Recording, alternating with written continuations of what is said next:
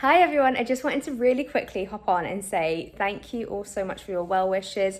If you follow me on Instagram, you'll know that I missed a video last week and I explained that it was because on the Thursday night I was informed that I needed emergency surgery on the Friday. And although the video was ready and good to go, there was just one image that I wanted to upload just as an example of what I'm talking about, and I thought it would be really helpful, so it never got uploaded to YouTube. And I didn't actually think about it on the Thursday evening just before I went in for surgery on the Friday morning, if I'm honest. So I'm really sorry I missed that, but I really appreciate all your well wishes. Hopefully today's video makes up for it, but I know next week's definitely will, because a little sneak peek, I'm going to go tour a rare and uncommon houseplant small business close to me, and I'm really excited to do that and film it and show you guys, so keep an eye out for that. But I'll just let you get straight into the video, and thank you again for all your support. Hello everyone, welcome back to my channel. If you're new here, my name is Abby, and today I'm going to be talking about the Philodendron Verrucosum and the care tips for this plant.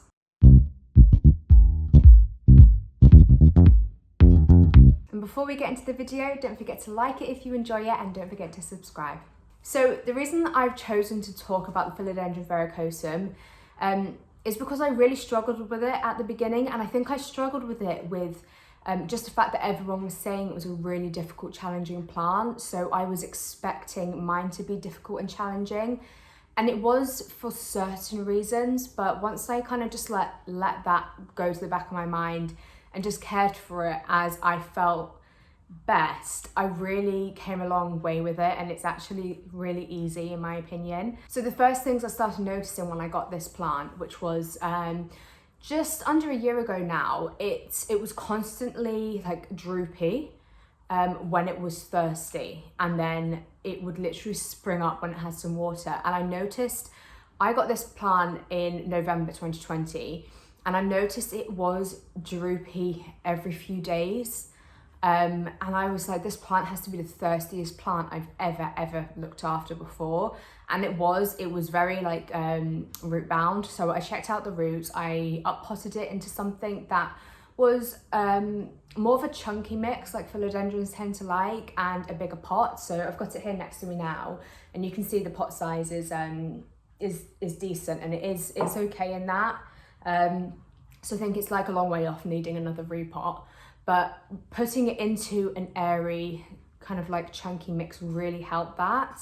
But obviously with that comes it drying out quicker. And it felt really wrong for me to water it so much because it was winter and I didn't have it near grow lights. I had it next to my desk actually, where I work from home, and it wasn't particularly getting any strong light to justify it drying out so much. So I was really worried that I was doing something really wrong, and I moved it around quite a few places in my flat, and it's had the same kind of pattern wherever it is in the flat really. So now it sits kind of behind me, so it has a grow light and ambience light there, and then a bit from that one behind me, but it doesn't get direct light, so it gets really indirect light, and it is still super thirsty. And I really like this plant because it will tell you when it's thirsty. I mean, I watered this maybe about 3-4 days ago. This leaf here will always be the one to drop the lowest whenever it's getting thirsty. And then they will literally just, I'll see if I can take a photograph of it next time and put it in so you can see, but it will just look sad, and it's just clearly, it's indicating to me I'm thirsty. And I do wait for it to droop quite a lot before I water it. And again, this kind of goes against what it says on the internet and what other people suggest, is don't let it dry out, but it works well for me. I think I've lost 1 or 2 leaves before, and I think that was just the older leaves. This one's probably gonna go next. You see how it's kind of a little bit lighter in color, and it's an older leaf, but when the new leaves grow through, I do find that that's quite a normal behaviour for a plant anyway. So I personally find the Philodendron Verrucosum really easy to look after. I have a humidifier, I have a really great one, Eleco Homes, and I really love it.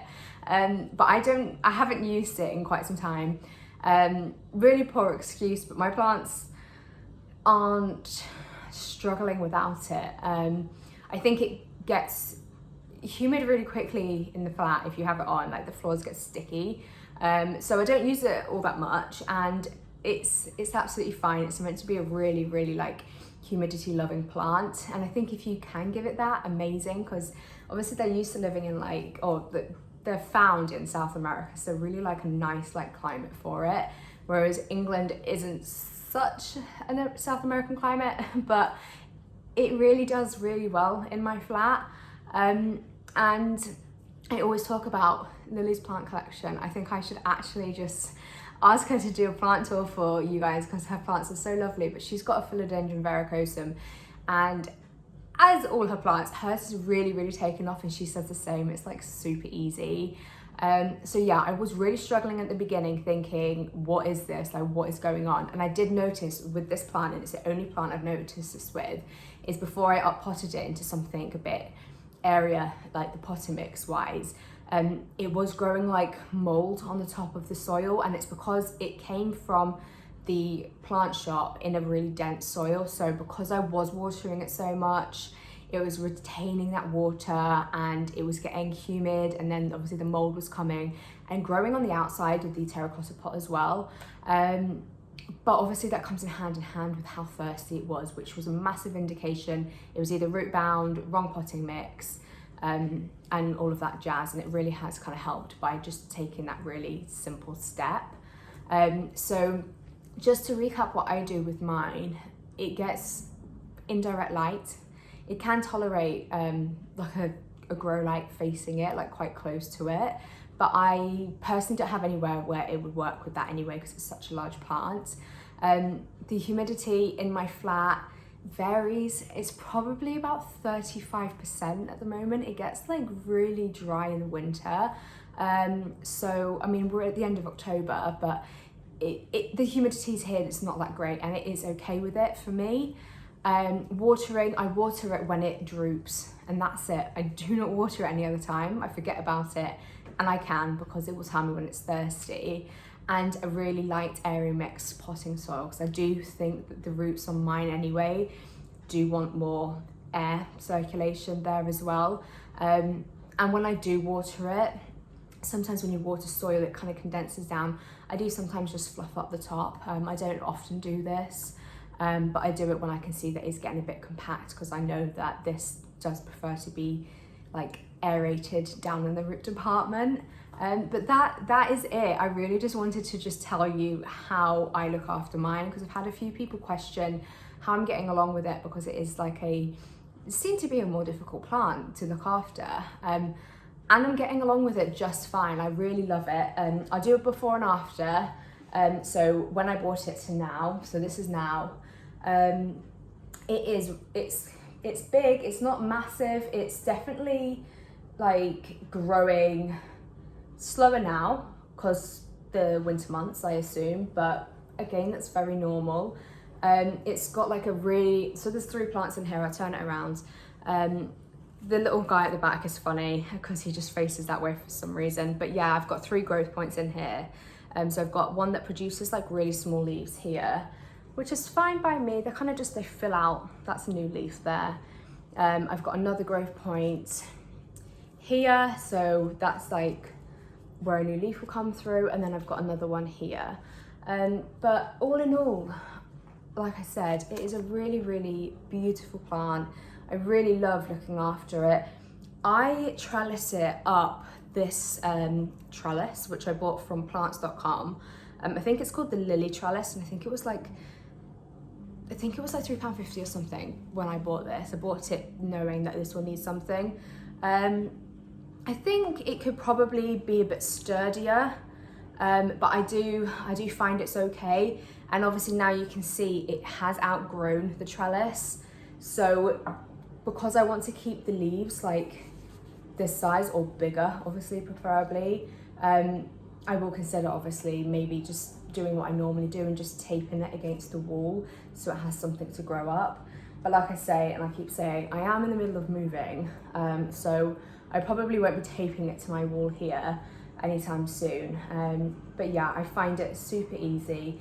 I know a lot of people can get like dry crispy leaves. I mean, this one, for example, is one that I had like with it, like when it arrived with me, but I haven't, touch wood, had dry or crispy leaves with it really. I mean, there's like the smallest bit there, like an absolute tiny bit.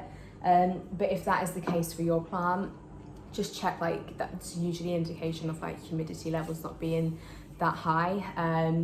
But I know people can suffer with that, but I can't tell you what I noticed caused that because I don't really have that. And I don't obviously want to just regurgitate what everyone else says on the internet. You know, I don't have that experience, so I can't really advise with that. But yeah, if you have any questions, just let me know down below, and I'll help and answer them as best possible. But in regards to this plant, I know it's a more expensive plant and it seems to be more of a rare plant, even though I don't think it is that hard to come by anymore. So there's a bit more pressure on you to make sure you keep it alive. And to be honest, I only bought this because it was cheap. It was £30 from plants.com. And at the time, that was a really cheap like price for this.